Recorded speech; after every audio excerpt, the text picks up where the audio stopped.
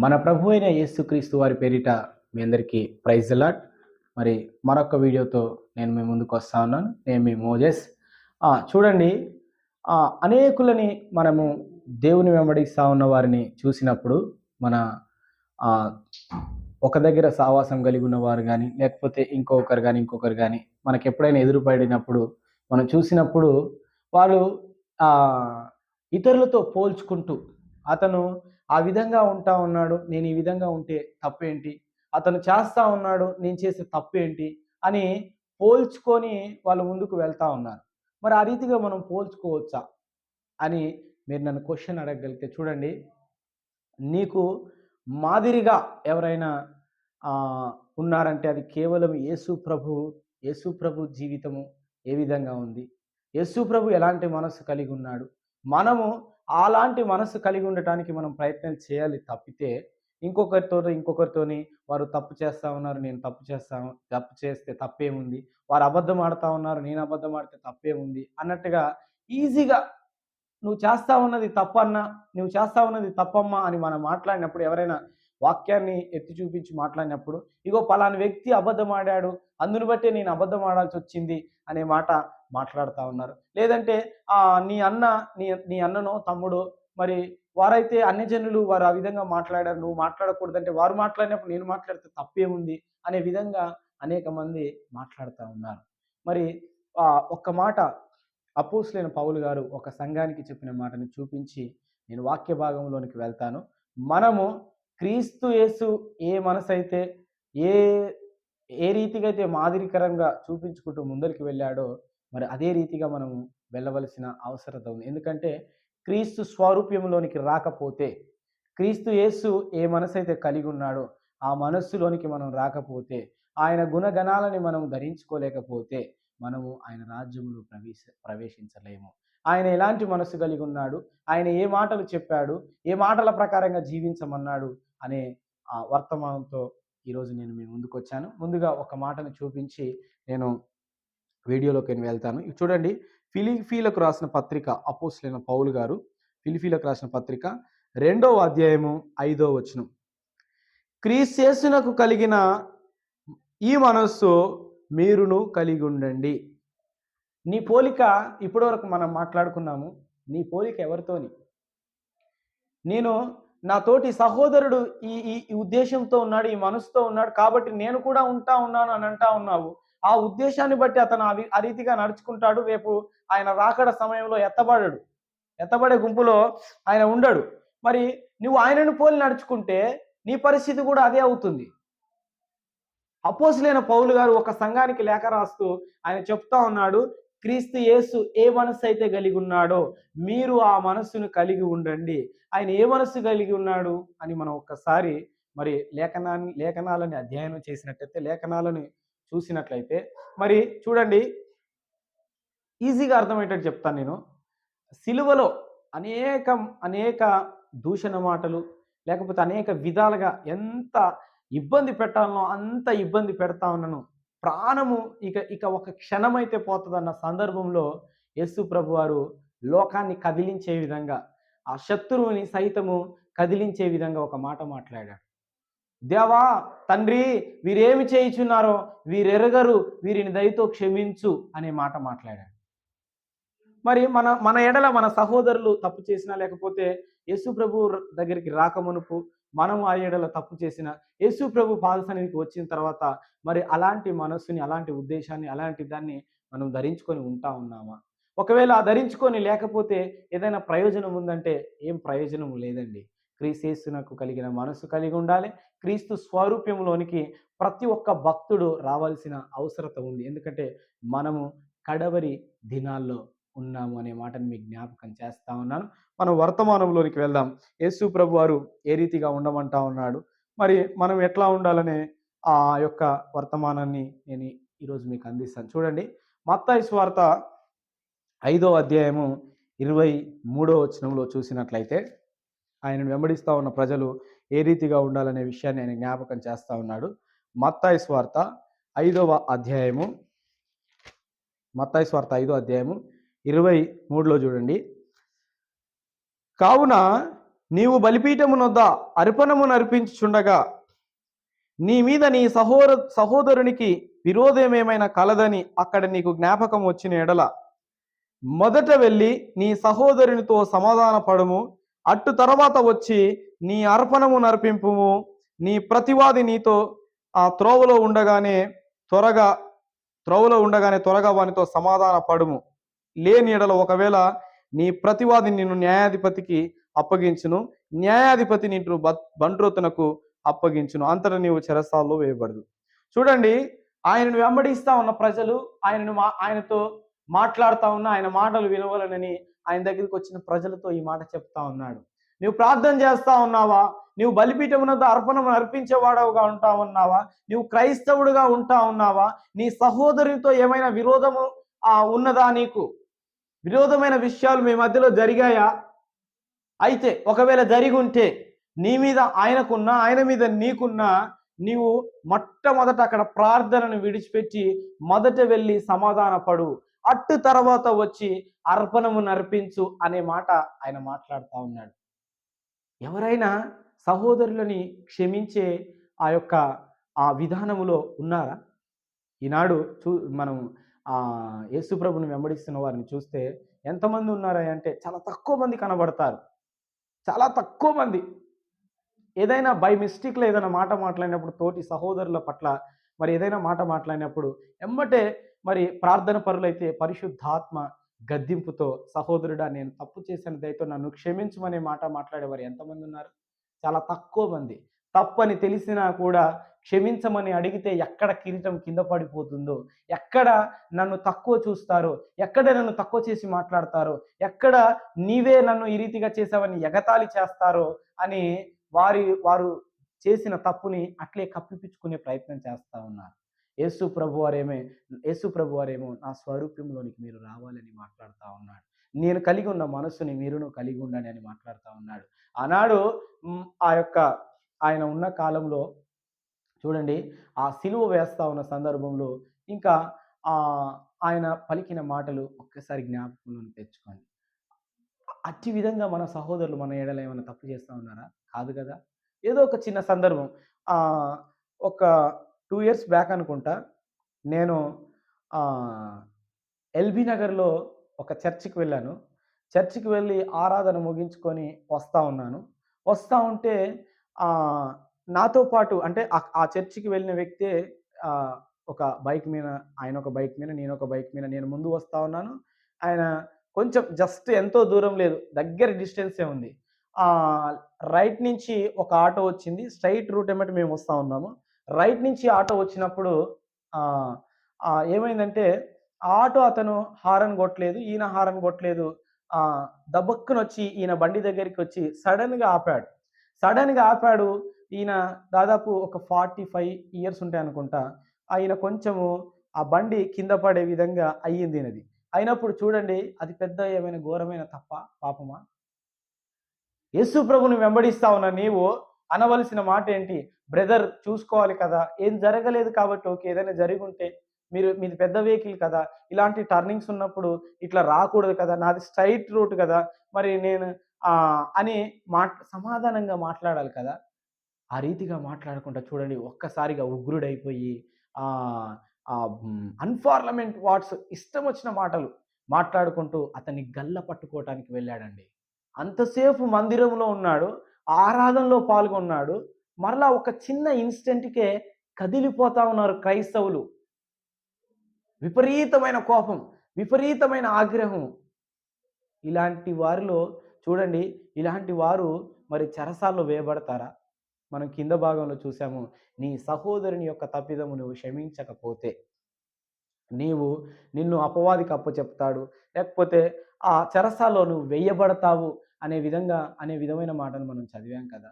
మరి యేసు ప్రభువుని వెంబడిస్తా ఉన్నాము, చిన్న చిన్న వాటికే కదిలిపోతా ఉన్నాం. మనం వెంబడించిన దేవుడు, మనం ఆశ్రయించిన దేవుడు మరి ఎంత ఇబ్బంది పెట్టినను, ఆయన ఏ తప్పు చేయకపోయినను సిలువలో ఆయనను వేలాడదీయించి మరణం వరకు అంత ఇబ్బంది పెట్టి చివరికి మరణం పొందే సందర్భంలో కూడా అయ్యా వీరేం చేయుచున్నారో వెరగరు, వీరిని క్షమించమనే మాట మాట్లాడాడు. మరి మనం ఎందుకు మాట్లాడలేకపోతా ఉన్నాం? మనం ఎందుకు మాట్లాడలేకపోతా ఉన్నాం?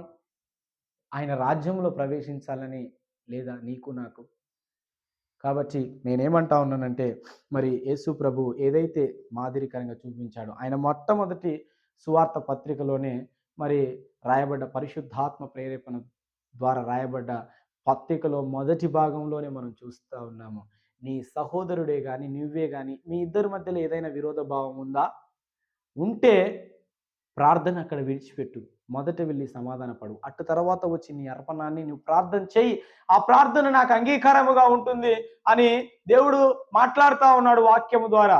మరి ప్రార్థన చేసుకుంటేనే సహోదరుల ఎడల లేకపోతే సంఘములో ఉన్న వారి పట్ల ఇష్టానుసారంగా మరి మాట్లాడుకుంటూ ఇష్టానుసారంగా ప్రవర్తిస్తే ఏమైనా ప్రయోజనం ఉందా? ఏమి ప్రయోజనము లేదు. సహోదరులారా వినండి. జాగ్రత్త కలిగి ఉండండి. సహోదరుని ఎడల నీ తప్పున్నా లేకపోతే ఏదో ఒక విధంగా మరి ఇబ్బందికరమైన పరిస్థితి ఉన్నప్పుడు మొదట వెళ్ళి సమాధాన పడండి.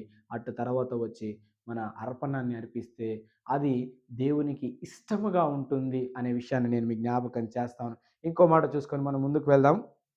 ఇదే మత్తయి సువార్త 6వ అధ్యాయము 14లో చూస్తే చూడండి, 6వ అధ్యాయం 14లో చూస్తే, మీరు లోకమునకు ఉప్పై ఉన్నారు.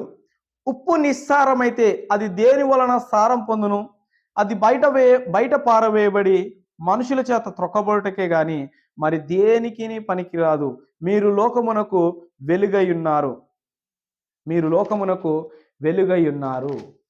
మరి చూడండి, ఆ ఆటో అతని మధ్యలో ఆ యేసు ప్రభుని వెంబడిస్తా ఉన్న ఆ వ్యక్తి మధ్యలో జరిగిన విషయాన్ని మీకు చెప్పాను. ఇప్పుడు దేవుని వాక్యమేమో నన్ను వెంబడిస్తా ఉన్న ప్రజలు లోకమునకు ఉప్పై ఉన్నారు, లోకమునకు వెలుగై ఉన్నారు. మనము దారి చూపించే వాళ్ళమే. ఎందుకు మనము దారి చూపించగలుగుతా ఉన్నాం? ఎందుకు మనం మాదిరికరంగా మరి ఉండాలని దేవుడు కోరుకుంటా ఉన్నాడంటే, ఆయన ప్రతిదీ ప్రతిదీ మనకు నేర్పిస్తా ఉన్నాడు. పరిశుద్ధాత్ముని ద్వారా మనకు ప్రతిదీ బోధిస్తా ఉన్నాడు. కాబట్టి మనము లోకమునకు ఉప్పై ఉన్నాము. ఉప్పు ఒకవేళ నిస్సారమైతే దేనికన్నా పనికొస్తదా? దేనికి పనికిరాదండి.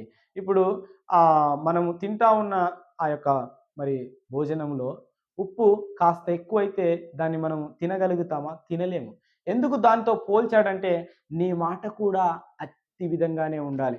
ఇంకొక మాట బైబిల్ గ్రంథంలో చూడగలిగితే మనము, నీవు మాట్లాడే మాట మరి ఎదుటివారికి ఎట్లా వినబడాలి? ఎట్లా ఉండాలంటే, వారు నిన్ను ముద్దు పెట్టుకునే విధంగా ఉండాలయ్యా అని దేవుడు చెప్తా ఉంటే, ఎవరైనా మాట్లాడుతా ఉన్నారా? అట్లా ఎదుటివారి పట్ల చాలా జాగ్రత్తగా మాట్లాడే ప్రతి మాటకు నేను దేవునికి లెక్క చెప్పవలసి ఉంటుంది అనే విధంగా ఆచితూచి మాట్లాడేవారు కనబడుతా ఉన్నారా?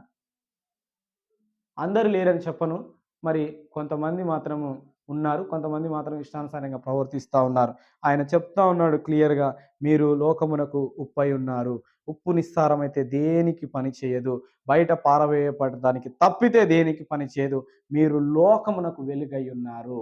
లోకము ఇక్కడ చూడండి, దేవుని రాజ్యము రావాలంటే ప్రతి ఒక్కరు దేవుణ్ణి సొంత రక్షకునిగా అంగీకరించాలంటే మరి ఆనాడైతే యేసు ప్రభువారు వచ్చి 2000 సంవత్సరాల క్రిందట యేసు ప్రభువారు వచ్చి ఆయన తండ్రిని గురించి మనకు తండ్రికి ఉన్న ఆ యొక్క దూరాన్ని దగ్గర చేయటానికి సమస్తాన్ని ఏది మరి మరి దాచకుండా మరుగు చేయకుండా ప్రతిదీ తెలియజేసి మాదిరికరమైన జీవితాన్ని జీవించి ఆయన మరి తండ్రి యొద్దకు వెళ్ళి తండ్రి కుడి పార్శ్వమున ఆసీనుడైన సంగతి మనందరికీ తెలుసు. ఆయన వెళ్ళిన తర్వాత ఆదరణకర్తను పంపించడం, ఆదరణకర్త మనలో ఉండి మనల్ని నడిపించడం ప్రతి ఒక్క సమయంలో మనం చూస్తా ఉన్నాం. ఎవరు? దేవుని యందు భయభక్తులు కలిగిన వారు. ఇప్పుడు లోకమునకు మీరు వెలుగై ఉన్నారంటే దాని అర్థం ఏంటి? నీ వలన ఎదుటి వ్యక్తి దేవుని దగ్గరికి రావాలి తప్పితే, నీ మాటను బట్టి, నీ విధానాన్ని బట్టి, నీ ప్రవర్తనను బట్టి వీడేం క్రైస్తవుడా? క్రైస్తవుడు ఇట్లా ఉన్నాడు, ఈయనను వెంబడిస్తా ఉన్న ఆయనేమో నాలో పాపం ఉన్నదని మీలో ఎవడు స్థాపిస్తాడు? ఆయన శిలువ మీద ఉన్నప్పుడు కూడా ఈ మాటలు పలికాడు, మరి వీళ్ళేంది ఇట్లా మాట్లాడుతా ఉన్నారు అనే విధంగా మాట్లాడితే ఉన్న ప్రయోజనమా? దానిని గురించే కదా మరి దేవుడు చెప్తా ఉన్నాడు. ఇక్కడ యేసు ప్రభువారు చెప్తా ఉన్నారు, మీరు లోకమునకు ఉప్పై ఉన్నారు, మీరు లోకమునకు వెలుగై ఉన్నారు. వెలుగు ఎంతసేపు ఉన్నా చీకట్లో ఉన్న ప్రజలను మరి వెలిగించే విధంగా వారి జీవితాలకు పనికొచ్చే విధంగా ఉండాలి తప్పితే వారిని చీకట్లో త్రోసివేసే విధంగా ఉండకూడదు అనే విషయాన్ని నేను మీకు జ్ఞాపకం చేస్తా ఉన్నాను. మరి ఇంకా మనం ముందుకు వెళ్దాం. లూకా సువార్త 6వ అధ్యాయము 27వ వచనంలో చూస్తే చూడండి. లూకా సువార్త 6వ అధ్యాయం 27వ వచనము. వినుచున్న మీతో నేను చెప్పున్నదేమనగా, మీ శత్రువులను ప్రేమించుడి, మిమ్మును ద్వేషించు వారికి మేలు చేయుడి, మిమ్మును శపించు వారిని దీవించుడి, మిమ్మును బాధించు వారి కొరకు ప్రార్థన చేయుడి, నిన్ను ఒక చెంప మీద కొట్టువాని వైపునకు రెండవ చెంప కూడా త్రిప్పుము అనే మాటని యేసు ప్రభు వారు మాట్లాడుతూ ఉన్నారు. ఈయన చేశాడయ్యా, ఆ ఈ చెప్పిన విషయాలన్నీ యేసు ప్రభు వారు చేశాడయ్యా అంటే చేశాడండి. ఆ సిలువలో ఉన్నప్పుడు తండ్రి వీరేం చేయుచున్నారు అనే మాట. మరి చూడండి, ఇంకా మనము ఆయనను పట్టుకోవటానికి వచ్చినప్పుడు మరి పేతురు గారు మల్క్ అనే ఒక దాసుని చెవి తెగ నరికినప్పుడు ఆయన బంధించటానికి, పట్టుకోవటానికి, చిత్ర హింసలు పెట్టడానికి వచ్చిన వారిని కూడా మరి ఆయన నీ కత్తి వరలో పెట్టుము అని ఆ దాసుని దగ్గరికి తీసుకొని, ఎవరైతే మరి పేతురు గారి ద్వారా గాయపరచబడ్డాడో ఆ దాసుని దగ్గరికి తీసుకొని ఆ దాసుని యొక్క మరి ఇబ్బందిని గురించి, ఆ యొక్క కలిగిన ఇబ్బందిని అక్కడికక్కడే ఆయన ప్రార్థన ద్వారా ఆ యొక్క ఆ ఇబ్బందిని, ఆ యొక్క కలిగిన ఆ యొక్క బాధ ఏదైతే ఉందో, ఈయన పేతురు గారు కత్తి చూసి చెవి తెగ నరికినప్పుడు మరి ఆ యొక్క దానిని గురించి స్వస్థత కలగజేసినట్లుగా మనం చూస్తా ఉన్నాం. అది కదా ప్రతి ఒక్క వ్యక్తిలో దేవుడు కోరుకుంటా ఉన్నది. చూడండి, మరి మనమందరం ఆయన మాటలు వింటా ఉన్నాము కానీ మనం పాటిస్తా ఉన్నామా? శత్రువులని అంటే మనల్ని చిన్న చూపు చూస్తా ఉన్నా, లేకపోతే మనల్ని ద్వేషిస్తా ఉన్నా, మనకు విరోధ భావంతో ఉన్న వారి కొరకు మనం ప్రార్థన చేస్తా ఉన్నామా? దేవా, వీరు ఏం చేయుచున్నారో వీరికి తెలియదు, వీరు నన్ను అసహించుకుంటా ఉన్నారు, కానీ వారి ఎడల నేనేం తప్పిదం చేయలేదు, వారిని ఆ ఇబ్బందికరమైన పరిస్థితుల నుంచి విడిపించు దేవా, వారిని కాపాడు దేవా, వారిని రక్షించు దేవా, వారి పట్ల నేను ఏమైనా అసభ్యంగా చేసింటే నన్ను దయతో క్షమించు దేవా అని మనం అడగగలుగుతా ఉన్నామా? యేసు ప్రభు వారు మాత్రము వింటా ఉన్న ప్రతి ఒక్కరితో చెప్తా ఉన్నాడు.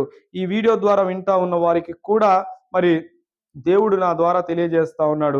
శత్రువులను ప్రేమించండి, ద్వేషించు వారికి మేలు చేయండి, శపించిన వారిని దీవించండి, మిమ్మల్ని బాధించు వారి కొరకు ప్రార్థన చేయండి అనే మాటను మాట్లాడుతాను. ఈ మధ్య భాగంలో చూడండి, శపించిన వారిని దీవించండి అనే మాట మనం చూస్తా ఉన్నాము. ఎవరైనా సరే, ఇందాక ఆ యొక్క ఆటో డ్రైవరు ఈ యొక్క చర్చికి వెళ్ళి వస్తా ఉన్న ఆ మధ్యలో జరిగిన సంఘర్షణ మనం చూసాం కదా. ఇప్పుడు ఇంకా మనము ఏదైనా ఒక ఉదాహరణ తీసుకుంటే, ఏదో ఒక గొడవ జరిగింది. ఆ గొడవలో ఒక ఆయన అన్యుడు ఉన్నాడు, ఒక ఆయన యేసుప్రభుని నమ్ముకున్న వ్యక్తి ఉన్నాడు. ఏదో మరి చిన్న తగాద మొదలైనప్పుడు ఎదుటి వ్యక్తి ఇష్టానుసారంగా మాట్లాడుతూ ఉన్నప్పుడు వారికి ఎంత మాత్రము నువ్వు వెనకకు పోకుండా, నువ్వు మాట్లాడితే నేను మాట్లాడలేనా అనే విధంగా అనేక దూషణలు మాట్లాడుతూ ఉన్నారండి. నేను నా రియల్ లైఫ్లో చూశాను నేను. ఇంకా కొంతమంది అయితే నిన్ను దేవుడు అది చేయనుగాక, ఇది చేయనుగాక, నా మీద వ్యతిరేకంగా ఉన్న వారిని దేవుడు భూమి మీదనే లేకుండా చేశాడు. ఏది భూమి మీద లేకుండా చేసేది ఏంది? ఇలాంటి మాటలను పలకటము నేను నా రియల్ లైఫ్లో నేను చూశాను. అంటే నీకు వ్యతిరేకంగా ఉంటే ఆ మనిషి భూమి మీద లేకుండా పోతాడా? ఎక్కడైనా దేవుడు చూపించాడా? దేవుడు చేశాడా అట్లా? వాళ్ళని రక్షించాలి కదా. వారిని చూడండి, వారికి వెలుగై ఉన్నాం కదా. వెలుగు కాకుండా చీకటి మాటలు, వెలుగు కాకుండా శపితమైన మాటలు, వెలుగు కాకుండా వారిని రక్షించే బాధ్యత, ఆ యొక్క బాధ్యత మనకు అప్పచెప్పబడ్డదనే ఇంకిత జ్ఞానము కూడా లేకుండా, నీ ఎడల ఏదో తప్పు చేసిరని నాకు వ్యతిరేకంగా మాట్లాడిన ఏ వ్యక్తి కూడా భూమి మీద లేడు. లేకపోతే ఇష్టం వచ్చినట్టు ఆయన ఎంత మాట్లాడితే నేనంతా మాట్లాడతా, నేనేమన్నా తక్కువన్నా, నాకు మాటలు రావు అనే విధంగా మాట్లాడుతూ ఉన్నారేమో. జాగ్రత్త. మీరు బాప్తిజం తీసుకున్నా, లేకపోతే ప్రభు పాదాల దగ్గర ఉన్నా, ఎందుకంటే వారికి జ్ఞానము లేదండి. వారికి జ్ఞానము లేదు. నీ ఎడల తప్పుగా ప్రవర్తిస్తున్న వారు ఎవరైతే ఉన్నారో, వారు యేసుప్రభుని నమ్ముకున్న వారు కానీ, లేకపోతే ఇంకోరు కానీ ఎవరైనా సరే, మరి వాక్యానుసారంగా కాకుండా ఇష్టానుసారంగా మాట్లాడుతూ ఉన్నారంటే వారికి జ్ఞానము లేదు. కాబట్టి నీవైతే జ్ఞానము కలిగి ప్రవర్తించాలి కదా. నీ సహనము సకల జనులకు తెలియజేయనియండి అని దేవుడు చెప్తా ఉన్నాడు కదా, యేసు ప్రభు వారు చెప్తా ఉన్నారు కదా. మరి ఏమైనది? మరి చేస్తా ఉన్నావా? వింటా ఉన్నావా? మరి ఆ ఈ మాట నువ్వు వింటా ఉన్నావా? వినుచున్న మీతోనే నేను చెప్తా ఉన్నాను, శత్రువులను ప్రేమించండి, శత్రువులను ప్రేమించండి అని చెప్తా ఉన్నాడు. మరి ప్రేమిస్తా ఉన్నావా? ప్రేమించకపోతే క్రీస్తేసునకు కలిగిన మనసు. అపోస్తులైన పౌలు గారు ఫిలిప్పీ సంఘానికి రాస్తూ ఆయన చెప్పిన మాట, క్రీస్తు యేసు కలిగి ఉన్న మనసు మీరును కలిగి ఉండండి. క్రీస్తు యేసు ఏ మనసు కలిగి ఉన్నాడా అంటే, శత్రువులు ఆనాడు ప్రధాన యాజకులు కానీ, ఆ పెద్దలు కానీ, మత పెద్దలు కానీ, లేకపోతే అక్కడ ఉన్న ప్రజలు కానీ, వీరిని సిలువ వేయము, వీరిని సిలువ వేయము, సిలువ వేయము, ఈ మాకు బరబ్బా కావాలనేంత విధంగా శత్రుతత్వముతో మాట్లాడినను. చివరికి ఆ సిలువలో వేలాడుతా ఉన్న సందర్భంలో, భూమికి ఆకాశానికి మధ్యలో ఆ వేలాడుతా ఉన్న సందర్భంలో కూడా, తండ్రి వీరు ఏం చేయించున్నారు వీరు ఎరగనని పలికాడు కదా మనం ఆశ్రయిస్తున్న మరి దేవుడు. మరి ఆ మనస్సు మనం కలిగి ఉండాలని దేవుడు చెప్తా ఉన్నాడు. కలిగి ఉన్నప్పుడే నీ ప్రార్థన నేను అంగీకరిస్తాను అనే విధంగా ఆయన మాట్లాడుతూ ఉన్నాడు. మరి మిమ్మల్ని మీరు ఒక్కసారి పరిశీలన చేసుకోండి. చివరిగా చూడండి, లూకా సువార్త మరి 6వ అధ్యాయం 27లో చూస్తే చూడండి, 27 అయిపోయిన తర్వాత మరి కింద భాగంలో చూస్తే మధ్యలో 27, 29 మధ్య భాగంలో చూస్తే, నిన్ను ఒక్క చెంప మీద కొట్టు అని వైపునకు రెండవ చెంప కూడా త్రిప్పుము. చూడండి, ఈ మాట ఒక స్వాతంత్ర పోరాటంలో పోరాడిన మరి గాంధీ గారు చెప్పి ఇప్పటికీ ఆయనని జ్ఞాపకం చేసుకుంటా ఉన్నారు. 2000 సంవత్సరాల క్రిందటనే యేసు ప్రభు వారు వచ్చినప్పుడు ఆ ప్రజలకు ఆనాడే ఈ మాట చెప్పాడు ఆయన.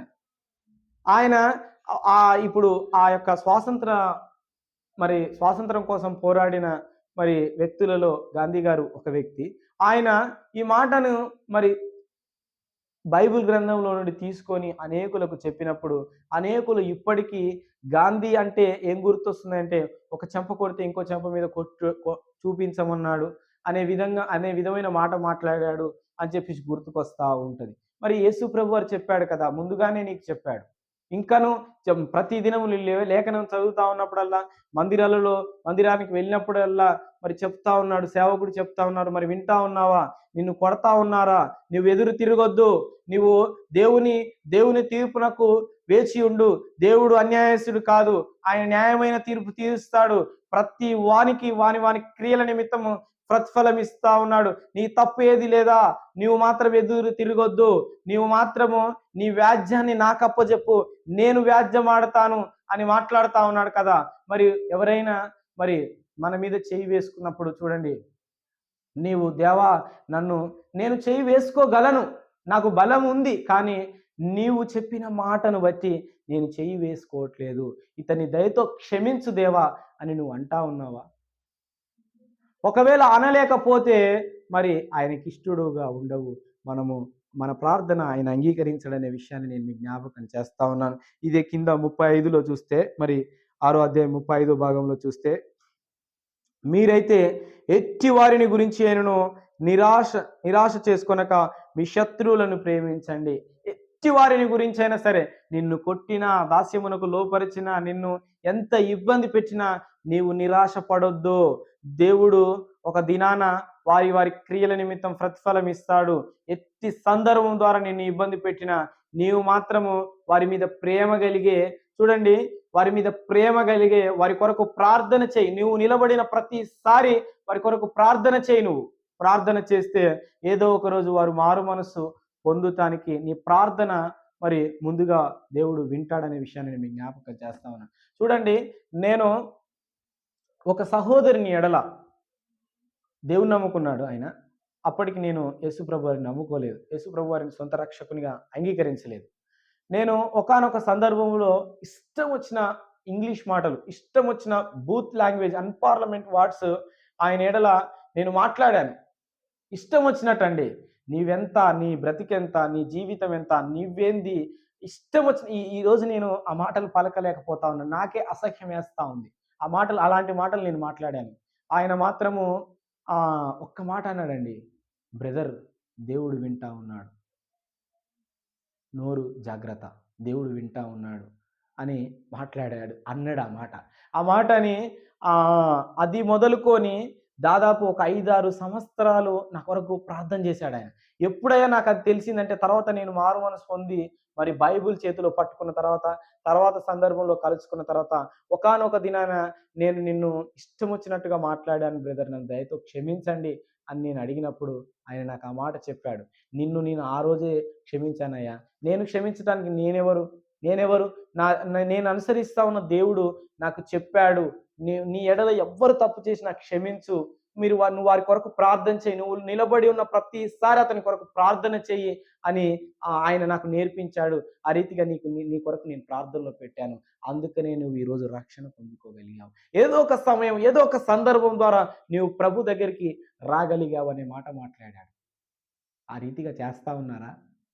నిన్ను ద్వేషిస్తా ఉన్నా, నిన్ను ఇబ్బంది పెడతా ఉన్న వ్యక్తి కొరకు నువ్వు నిలబడిన ప్రతిసారి, దేవా నా సహోదరుడు నా ఎడల తప్పు చేశాడు, ఇది తప్పని నాకు అనిపిస్తా ఉంది, మరి తప్పో ఒప్పో నాకైతే తెలియదు, వారి ఎడల నేను చేసిన, నా ఎడల వారు చేసిన, దయతో మమ్మల్ని క్షమించండి, నేను ఏ రీతిగా అయితే ప్రార్థిస్తా ఉన్నావు నా కొరకు ఆయన ఆ రీతిగా ప్రార్థన చేయుటకు మీరు మార్చండి దేవా అని నువ్వు ప్రార్థన చేస్తా ఉన్నావా? చేయట్లేదా? చేస్తే ఏదో ఒక రోజు ఆ వ్యక్తితో నీకు వైరము శాశ్వత కాలం ఉండకుండా దేవుడు మారుస్తాడు. ఈరోజు ఆ రోజు నేను తిట్టాను. ఈరోజు ఆ సహోదరుడు నాకు కలిస్తే ఎంతో ఆనందంతో మేము హత్తుకుంటాం. నేను చేసిన పనిని గురించి నాకు సిగ్గు కలుగుతుందిప్పుడు. ఇంకా మనము యేసు ప్రభు పాదాల దగ్గర ఉండి, మరి ఇంకా అలాంటి లాంగ్వేజ్, అలాంటి మాటలు మాట్లాడుకుంటా ముందరికి పోతే, మన ప్రార్థన ఆయన అంగీకరించడు. క్రీస్తేసున కలిగిన మనసు ప్రతి ఒక్క భక్తుడు కలిగుండాలి. క్రీస్తు స్వారూప్యంలోనికి ప్రతి ఒక్క వ్యక్తి రావాలి. మనము కడవరి దినాలలో ఉన్నాము. శత్రువును ప్రేమించిన మనసే క్రీస్తు యేసు వారిది. మనము కూడా అలాంటి మనసు కలిగుంటే దేవుడు మనల్ని మరి ఆత్మీయంగా బలపరచటానికి, ఇంకా ముందుకు తీసుకువెళ్ళటానికి ఆయన ప్రతి ఒక్క విషయంలో సహాయం చేస్తాడు. ఈ కొద్ది మాటలు దేవుడు దీవించునుగాక. Amen. Praise the lord. God bless you.